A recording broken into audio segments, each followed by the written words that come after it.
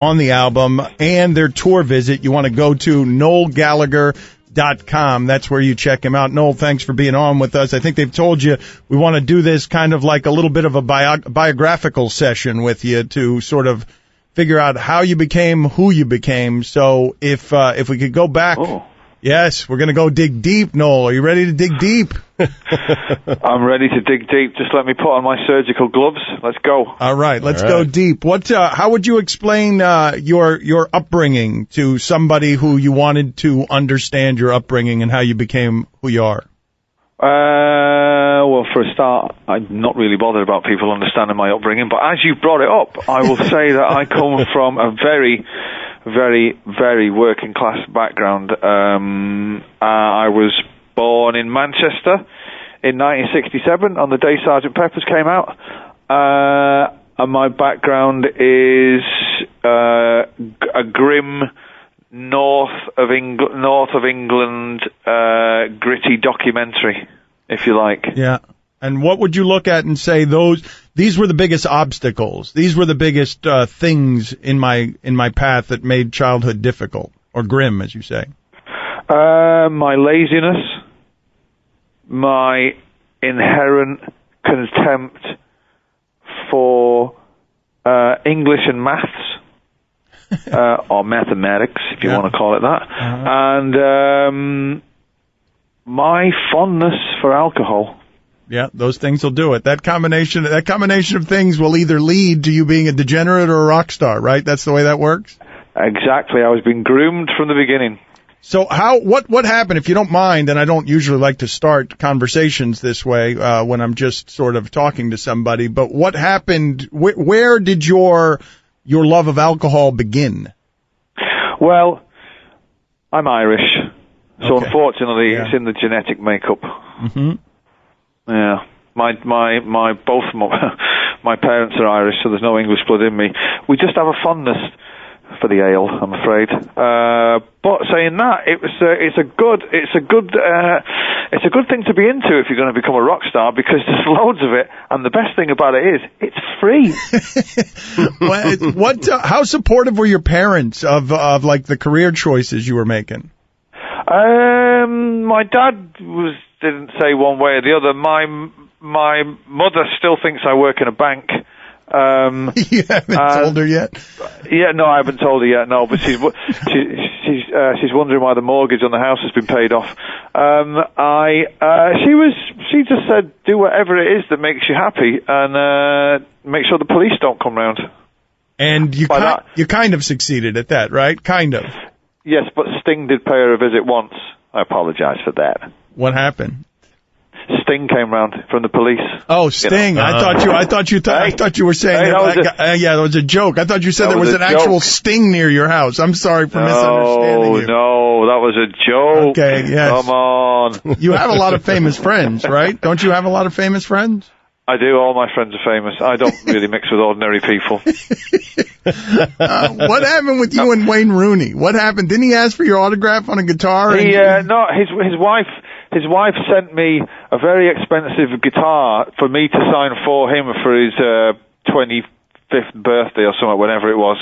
And I took it to a builder's yard and got it dipped in blue paint and defaced it and sent it back with a note saying, if you want anything else signing, tell him to send his Bentley, which is a very expensive motor vehicle.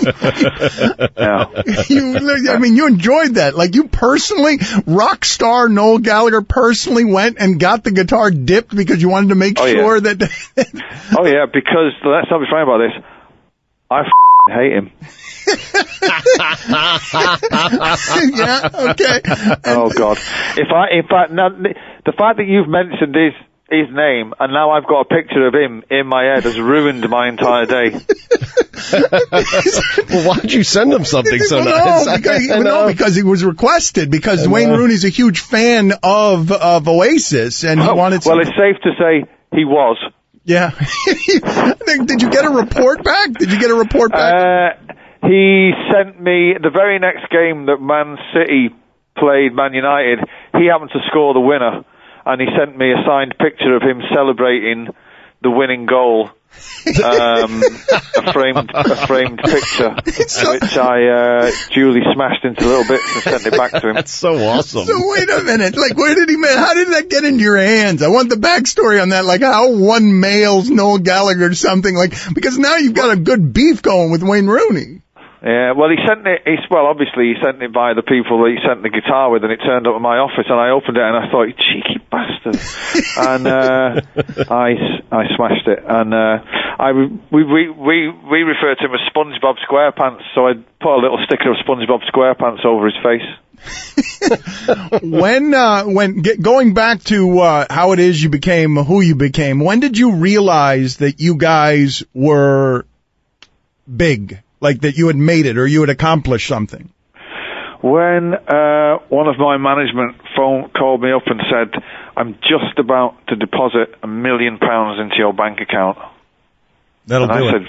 I said, "Great, let's ramp this then." Yeah. And what was there a venue or anywhere that you were playing where you said to yourself, "Okay, this is us arriving. I've got goosebumps. This is." Yeah, when we played Manchester City's old football ground, Main Road, which me and Liam used to go to from when we were like small boys. When the promoter said they were going to put us on there, which was like 40,000. We'd only really signed off unemployment benefit about 18 months previous, and we laughed and said, "What, really?" And when we sold the first night out in 5 minutes, and then ended up doing a second night, then I thought, you know what? It's about time I got a drug habit. This is going to be good. Was there, how much, what was the struggle like? What was the musical struggle like? Was there a point where you guys thought you'd never make it? We were going for 3 years before anybody showed any interest in us, but we were doing it for the love of the music, you know what I mean? We weren't chasing success. We never sent a single solitary tape to one record label ever once. And we figured if we were good enough, they would come to us, you know, and they did. And which is why we were so arrogant about it, because we never asked for a record deal. It's like you asked us for a record deal. How does that Don't come that about being unprofessional to me. I was quite happy being unemployed. But how does that work? How did you get discovered? We were playing in a nightclub in Glasgow in Scotland, and the head of a record label, there was a train station around the corner, and he was from Glasgow, and he'd been up to see his sister, and he missed his train, and he just happened to wander in as we ambled on stage, and we did 5 songs, and at the end of the set, he just came up to me, and he said, who are you? And I said, I'm in Oasis. And he said, do you have a record deal? And I said, no. And he said, do you want one? And I said, yes, please, thank you very much. And that was it. So you guys never sought this? That seems crazy. No. So really, you were in it for the purity of the music. Yeah, man. Yep, still am. But that's not common for someone, I would say. Would you say, well, maybe I'm wrong? No, you want to get discovered. No, I don't think that's a common, that someone's 100%. No, every time we talk to a rock star, they say, I got it into it for the women. Well, yeah, I mean, I was in it for the women and the extracurricular stuff. Really, the music came a poor third. Okay, but we never really were kind of phoning up record labels saying, "Come to see us," come to see us. We're really great. I thought if we were good enough, that the music business would come to us, and it did. What were the bad things about Fame? Nothing. All of it was great. You seem to be pretty happy when you were unemployed. So now, well, fame if you treat it with a healthy. Fame is a ridiculous thing, right? It's a ridiculous thing to be asked for an autograph. It's a ridiculous thing to be asked for a photograph. It's a ridiculous thing that the more money that you have, the less you have to pay for. That's ridiculous, right? Yep. But if you treat it with contempt, then you just get by. I like being famous. I don't mind it. It doesn't, there's a small price to pay. You know what I mean? It's good. It is good. So since you're being honest, tell us how good. Like when the ladies were pouring into your life, what did that look like? When the what was pouring in? The ladies. The ladies. The women. Yes, the ladies. women. The women. Mm-hmm. The women. Well, it's like anything. Some women are great. Some of them are not. and you've just got to weed out the wrong uns from the good uns. And I found a good un about 15 years ago, and since then, not looking anymore. But when you're young and single and in a huge rock band, let me tell you, it's like it almost would feel like, I guess, a Roman would have felt. Yeah. Do you feel like, was there a moment, or were there any moments, maybe there were many moments, where something was coming into your life and you were looking at your brother and you're like, what is happening here? How is it possible that this has arrived on our doorstep when we didn't even look for a record deal? Okay, we did our first ever gig in New York City in 1994, and we were in the dressing room afterwards. It was a great show, but it was in a tiny place called Wetlands in the meatpacking district, and there was a knock on the dressing room door, and our tour manager came and said, "There's somebody here to see you. Is it all right if he comes back and say hello?" And we were like, "Yeah, who is it?" And he said, in walked behind him, the tour manager said, well, I'll let him come in. It was John McEnroe. John McEnroe, the tennis player. Right. Yeah. We had him on last week. John McEnroe was on with the Tim Comerford. the Rage Against the Machine bassist. McEnroe was on with us. Right. And he just walked into the dressing room and we were like, you cannot be serious. And he said, you know how many times I've heard that? And he's like, well, we weren't doing a thing. We actually cannot be serious. Is this real? That's an odd, I would have never expected that to be your answer. John McEnroe. He's a huge fan, and we love him. Absolutely, we loved him from that day forward. Well, he's a kindred spirit, right? Yes, of course. Yeah. He's got the devil in him for sure, and he plays guitar, and he's into rock music and all that. What's not to love about the guy? Noel, you met your, correct me if I'm wrong on this, but you met your wife at Club Space in Ibiza. Now, I've been there, and marriages don't usually happen there. Not Sex happens there. Yeah, marriage does not. I don't know what is that. You're right. I am right. And so describe that evening. Like, what the hell happened that night? We were out, and I was on the edge of it was when they used to, have you been recently, or did you go like 15 years ago? No, yeah, I went when I was in college, which is like 20 years ago. Okay, so there used to be an open-fronted thing where it was just like a terrace. Now it's like an enclosed nightclub, and I was sat on a step, having a cigarette and a beer, and as the crowd kind of cleared, sat on the opposite step was my future wife, and we kind of locked horns, and she tells the story of me kind of going over to her, and she said the first thing I said was, "Could you hold this beer while I go to the toilet?" Did she know who you were? She says she didn't, but of course she did. Because if you see my wife, there's no way she'd look twice at a guy like me if I wasn't who I was. Wait a minute. She's beautiful, and I'm not. You know what I mean? But you're a rock star. Wait a minute. You started the relationship with a lie. Yes, well, exactly. You started the relationship with a lie where she says she doesn't know who you are, but of course she knows who you are. Of course she knew who I was. Again, Noel Gallagher's High Flying Birds have a new album, Chasing Yesterday. It's going to be available March 3rd. If you want more information on the album or their tour visits, you go to noelgallagher.com. What would you say was the darkest period for you amid, the fame and the glory and the joy and the fun of being a rock star? I've got to say, it's all been the fame and all that kind. It's all about how you perceive it, and I think that fame is slightly ridiculous, as is being in a rock band is slightly ridiculous. I don't take anything about it seriously apart from the music when I'm creating it in the studio. I don't take myself too seriously. It's all great. It's all brilliant. I get to travel the world in first class, I might add. I've seen the world. I've seen the world apart from China, because the Chinese won't let me in. Yeah, communist. But apart from that, I've just lived. I've lived a life of dubious virtue. But let me tell you this: it's better than your job. It is. It is better than most jobs that of the people listening. You and Russell Brand must. Oh yeah. I mean, you guys must get along so well. Seriously. Yeah. He's one of my best friends, Russ. But how much? I mean, he was the best man at your wedding, right? That's right. Yeah, he gave a quite wonderful speech that, to the untrained ear, was a spontaneous outburst of affection for a friend. But anybody to the trained ear, he was like thinking, hang on a minute, he's just doing his act.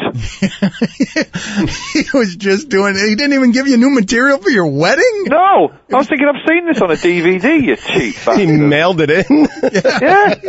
No. I was like, hang on a minute, I've seen you do this. He was rerunning jokes, everybody's roaring with laughter. Everyone's laughing, going, oh, isn't Russ great? I was like, the cheap fuck, he couldn't even write an original speech. How'd you guys become friends? He was on a kind of like a late night TV show over here. Oh God, it's getting back like 13 years ago now. And it's when he had that big mad hairdo, and we happened to happen upon it one night, and we were like, oh, isn't this guy interesting? He's funny, and he had a way with the language and all that. And then just so happened he happened to be doing we found out he was a comedian, and he happened to be performing in a place not far from where we live. So we went to see him, and there was I'd like to say there was about a dozen people there, and he was extremely funny. But him being the way that he is, he kind of, when he seen me walk in, I think he cut his set short, and he befriended me, and he's been mithering me ever since for the last 13 years. Will you come on a radio show? Will you do this? Will you be in a film? Can I borrow this off you? Will you do that? Will you back me in the politics? Leave it out, mate. You guys have such similar sensibilities, though. Like, it seems like you guys are really, never mind John McEnroe. John McEnroe, you got some kindred spirit there, but you and Russell Brand, like, you sound like you have, you got life figured out, aside from the drug problems and all that. Oh, yeah. Well, yeah, I mean, I gotta say, man, he's a lovely, lovely guy, and he's a brilliant comedian. My kids think he's amazing. When he comes around to my house, they just think he's like some hairy, wind-up toy that I brought back from the toy shop. And he's great.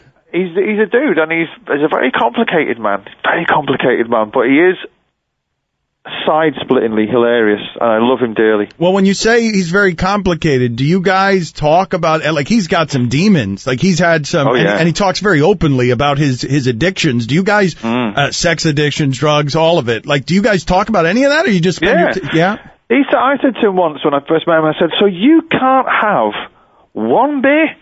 Not one bit. And he was going, oh, no, darling. Oh, I should say, if I have one sip of a beverage of lager, I'll end up in a crack house by 3 a.m. And I was like shouting, get this man a beer, I'll come with you. You say everything's positive, and you do have a fun spirit about everything that you experienced. I'm wondering, though, having your family dynamics play out in public, that wasn't unpleasant? What, with the other fella? The other fella, the crazy one, Yeah, that's not cool, but that's not on my behalf. I'm afraid that's on the other fella's behalf, and he's not cool. So there you go. Like, that's got to be so weird. You guys, did I read this correctly? You guys broke up 5 minutes before a show in, was it Paris? Yeah. Yes, it was. But it was, I think it was about, in fact, that tour manager came in and said 10 minutes to showtime as I was leaving. Yeah. Well, what is that? What happened? Like, there was only 3 gigs left on the entire tour, and it was a bit of it wasn't the best of times on that tour. I was having a great time, but Liam wasn't having a great time. And when Liam was having a great time, we tend to take it out on everybody else. And in the end, I just got worn down so much by it. I just thought, this for a game of tennis. I'm off. And I left, and that was it. I mean, you left 30,000 people just in the audience? That's it? Like, it's I did leave 35,000 French people booing. You don't seem to care. You seem delighted with it, actually. What is that? Like, what is that? When you gotta go, you gotta go. Yeah. I mean I've since been back to that same festival, and I did it last year, and I got away with it. I know, but Noel, you couldn't finish out, in the name of professionalism and love of music and love of family, you couldn't finish out 3 more shows? Well, I say to them what I said to you before. I never asked for a record deal. I was quite happy being unemployed, so I'm afraid when I've got to go, I've got to go. Au revoir. Okay, fair enough. How can you explain to us your relationship with your brother? I mean, you said Russell Brown, complicated dude. Like, how do you explain that one? Well, Liam's complicated, but he has the added air of menace and violence added into it. But we're all right. It's cool. We exchange bitterly sarcastic texts to each other on a regular basis. How tired are you of talking about your brother? I'll move on to other things, but like you've been so great during this conversation, and you just shut it down. And I don't blame you. I understand you are so tired of talking about your brother and the relationship and how everybody likes to dig in there, and you are so fed up with that you just shut it down. I'm sorry. Let's go to a happier place. Let's talk about the drugs. Okay. Indeed.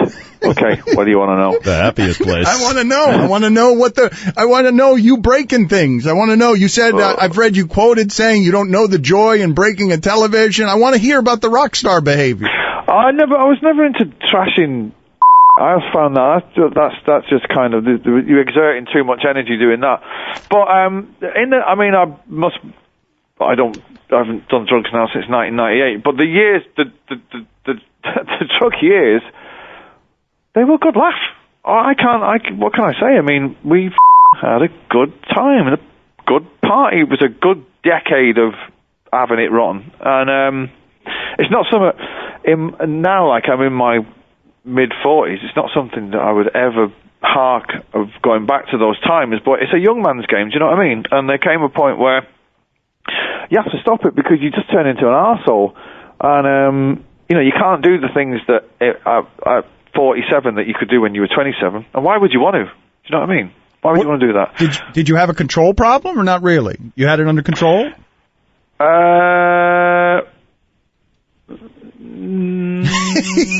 It was kind of out of control, but in a good way. If it can ever be a good way, it was all right. I liked it. People around me were saying, you might want to cut this. And I was like, really? I'm having a great time. And they were like, yeah, but you look 65 already. I just saw it. You just paused. You're rarely left speechless, I would imagine. You just paused, and I just saw all the parties flash in front of your eyes. Like, I just got a woman pregnant by accident just with your thoughts. No, that's Russell. Russell can get people pregnant just by thinking about it. Right, just by looking at him. Were you on drugs on stage while performing? Like, give me a time when you were on stage and you were like, I have no business being on stage performing here because I'm so wasted. No, I've only been on stage. I can only recall once where I was so really wasted. That was actually in America somewhere. But I'd stayed up for a couple of nights, and I didn't see the point in going to bed. I didn't feel that bad until I kind of got underneath the lights, and then I kind of wilted like a melting ice cream. And I thought the gig was great. Other people didn't. That was good. What was your drug of choice? All the fun ones. He just leaves it there. Yes, he does. Again, if you want to get with what Noel Gallagher is doing now, Noel Gallagher's High Flying Birds new album, Chasing Yesterday, is available March 3rd. If you want more information on the album or their tour, visit noelgallagher.com.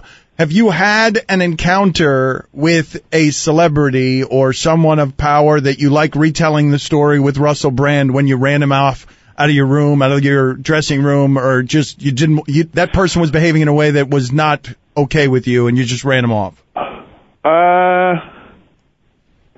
You know that band Mumford and Sons? Yeah. Mm-hmm. You know them? You've heard them. They're good homeboys with their finger-picking country music.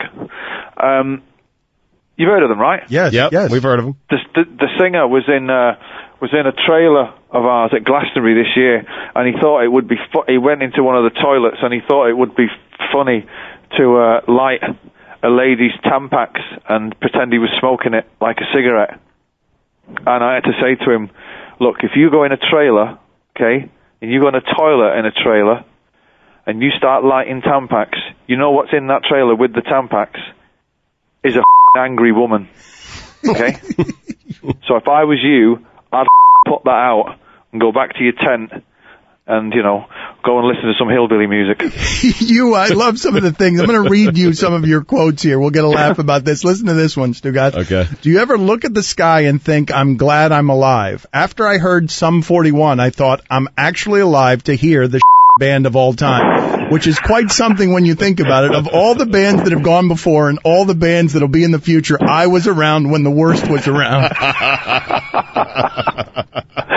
Oh dear.